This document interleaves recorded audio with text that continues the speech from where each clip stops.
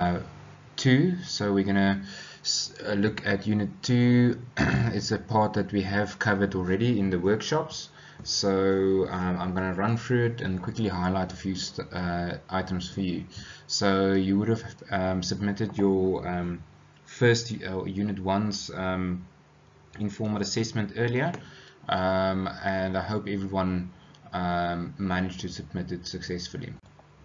Okay, just looking at Unit 2, we're looking at organization and structure of the construction companies. So it's like I said in the workshops, this is more overview to look at how the construction industry in South Africa looks, and because this section is covered more broadly in COMR with Mr. Alf Deacon.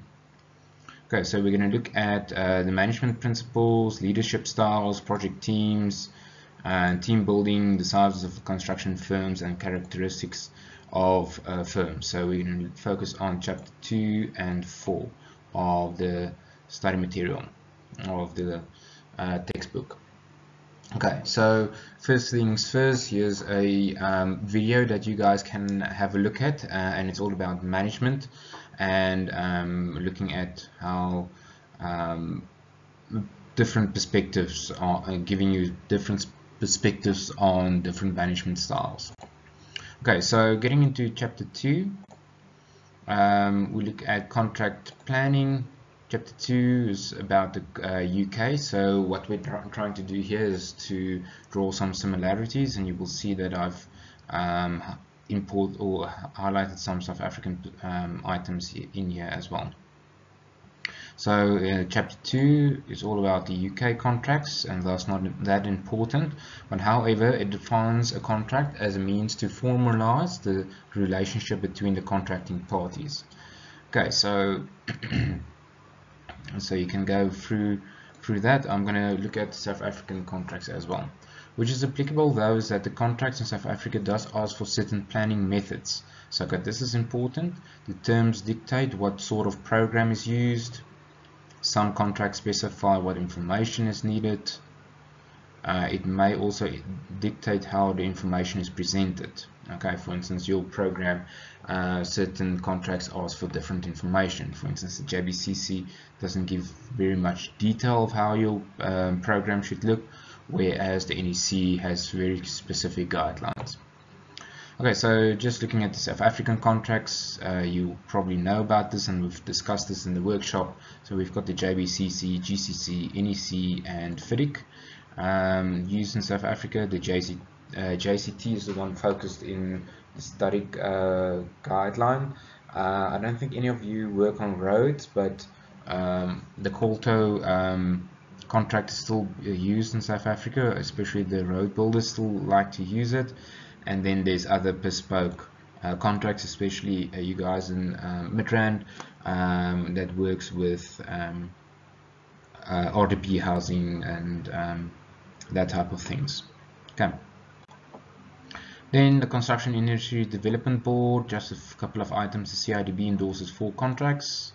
Those are the contracts that I highlighted earlier. Please note that these are still the old contracts. The 2017 FIDIC came out, and then the NEC 4 is also now the new contracts being used. Okay, then for instance, that example which I highlighted earlier, this is the specific criteria that the NEC asks for. Okay, in comparison with the JBCC, which just specifies that that there should be an approved program in place. Okay, so chapter 4 is about construction planning, programming, and control. So here we're getting a little bit into the meat of things.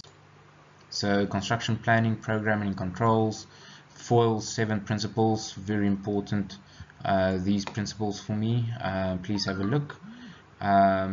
Forecasting and planning, organization, commanding or directing, controlling, coordinating, motivating, and communicating, which encompasses them all. Okay, so please note that these criteria you would have to be able to explain in more broad views, so you can have a look on page 53 of your textbooks. Okay, forecasting. Forecasting involves the preparation of financial forecast, company annual returns, company cash flows, and then the one that I highlighted, which is applicable, individual project plans of cash flows. These ones are more applicable to COMR, and then resource forecasts are staffing and key laborers that one should look at. Organization. Organization is the grouping of work and allocation of duties, responsibilities, and authorities. You can see again the one that I highlighted, which is important, is the organization structure towards projects. Okay, so please go through these the others just to put it in perspective against your project structure. Okay, commanding and control. Here we get to commanding is giving instructions to implement agreed policies. Authority should be granted. This is very important. Whenever you appoint someone and he doesn't have authority to do anything, his hands are basically tied behind his back. Control. Control project costs, monthly reporting. Okay, so again, looking at the aspect of the project and not the company. Okay, coordination, motivation. Okay, motivation rules you should highlight for me and know about as well. Coordinate between personnel, motivation, items like pay, security, recognition, promotion, no blame culture, company training, and so on. This relates to the atmosphere within the company. Okay, communication, it all boils down to common sense. I think in the workshops, the example that I used is if you see anything is unsafe or if it doesn't make sense, you can phone the structural engineer, for instance, if you're unsure about structural items, phone the civil engineer about levels, phone the architect about aesthetical or design items, but please make sure and rather ask a stupid question than not asking a question at all and then being red-faced if things is wrong. Okay, so then the chapter just looks at different leadership styles, and then the body of knowledge defines leadership as the ability to empower and inspire people to achieve project success. Partington defines leadership as it comes from the involvement, participation, empowerment of followers. So emphasis on empowerment. Okay, then I just highlighted some leadership styles. So please know this, what the difference is between an autocratic leader, like a Steve Jobs, the guys that want to be a little bit more in control, and a democratic one which listens to everyone, someone more like Obama. Okay, so please know what the difference is. Then the project teams. Construction work is project-based. Multidisciplinary teams are of people working together. Collaboration is not that embedded in the South African environment yet. Burke defines teamwork. The aim is to bring people together to increase their effectiveness without the loss of their individuality.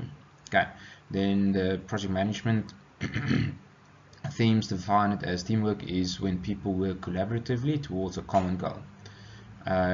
Teams grow until they subdivide.